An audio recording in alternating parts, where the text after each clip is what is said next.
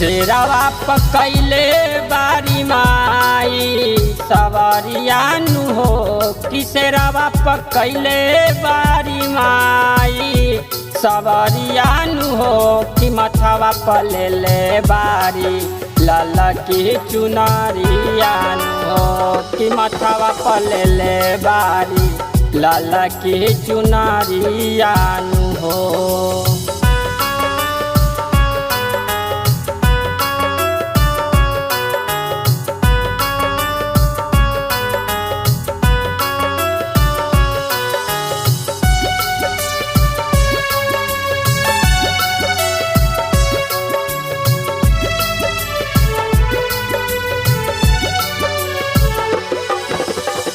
नवमी के दिन आई माई नासरीगंज मंदिरियानु हो।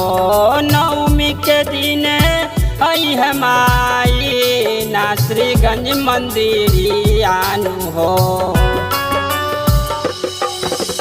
निमिया के छैया मैया करी है विश्रामनु हो। वही बा निमिया के हई छैया मैया करी है विश्राम हो।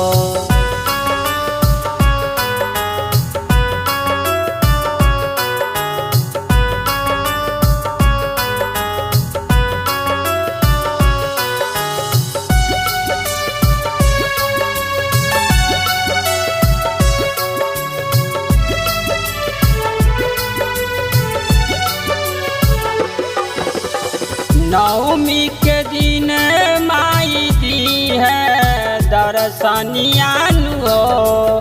नवमी के दिन माई दी है दर्शनियानु हो कि 9 दिन खातिर माई अइली नाई हरावानु हो। 9 दिन खातिर माई अइली नाई हरावानु हो।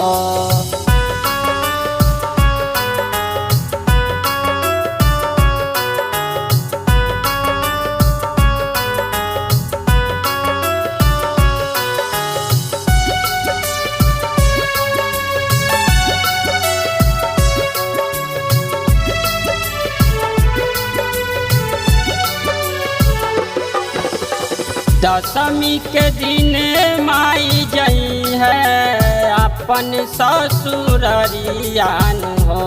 दशमी के दिन माई जई है अपन ससुररियानु हो